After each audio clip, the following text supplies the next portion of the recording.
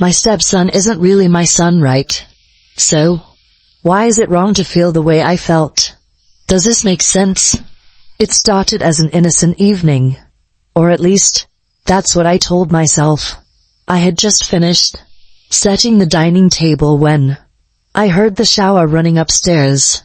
My husband Patrick wasn't home yet. He had traveled for business, leaving me alone in the house with his 24-year-old son, Willie. Willie had come to stay with us after finishing his master's degree abroad. He was tall, confident, and had his father's sharp features, but not his father's distance.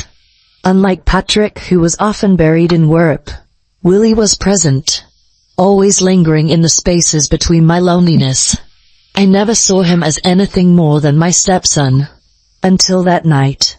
As I walked past the slightly open bathroom door, steam drifted into the hallway, carrying the faint scent of Patrick's expensive body wash. But it wasn't Patrick inside.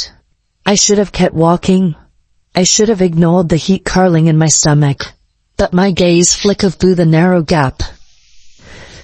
And there he was, Willie, standing under the shower, head tilted back, water streaming down his chiseled chest. His toned muscles flexed as he ran his hands through his damp hair, completely unaware of my presence. I should have looked away. That I didn't. And then, he saw me. His lips parted slightly, but instead of shock or embarrassment, there was something else in his gaze, something dangerous. He didn't cover himself.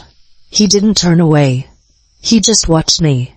And God help me, I watched him too. I swallowed hard, my heart hammering against my ribs. I could still walk away. I could still pretend I never saw anything. But then Willie smirked, a slow, knowing smirk, and I stepped inside. You shouldn't be here, he murmured, voice husky from the steam. Then stop me, I whispered. He didn't, and as his hands found my waist, as our lips collided in a desperate forbidden kiss, every ounce of guilt drowned beneath the heat of the moment. It was reckless. It was wrong. But in that moment, it was inevitable. The house was silent, except for the faint dripping of water from the bathroom tiles.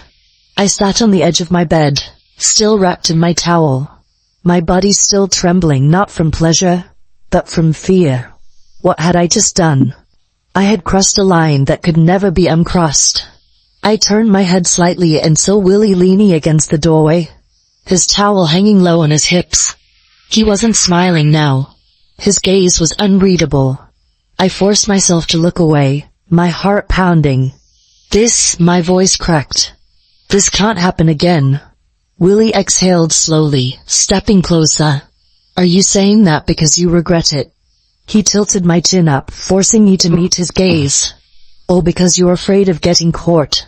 I didn't answer. Because the truth was, I didn't know. Though before I could say anything, we heard the front door unlock. Patrick was home. And in that moment, the reality of what I had done crashed down on me. That night, I lay beside my husband, his steady breathing filling the space between us. That I couldn't sleep. My body was here, but my mind was still in that steamy bathroom, still tangled in the memory of Willie's touch, still burning with the guilt of what I had done. I had shattered something sacred. I had betrayed the man who trusted me. But the worst part, it wasn't just regret that kept me awake. It was temptation. Because now that I had tasted it, I wasn't sure if I could stop. Here's the lesson. Infidelity isn't always planned. Sometimes it sneaks up in moments of loneliness, temptation, or curiosity. But the truth is, no moment of passion is worth the destruction that follows. What happens in the dark always comes to light, maybe not today, maybe not tomorrow, but eventually. And when it does, the consequences are never worth it. What do you think? Would you confess if you were in the situation? Or would you carry the secret to your grave? Drop your thoughts in the comments below. And don't forget to like, share, and subscribe for more gripping real-life stories. Let's talk about the things no one wants to say out loud. See you in the next story.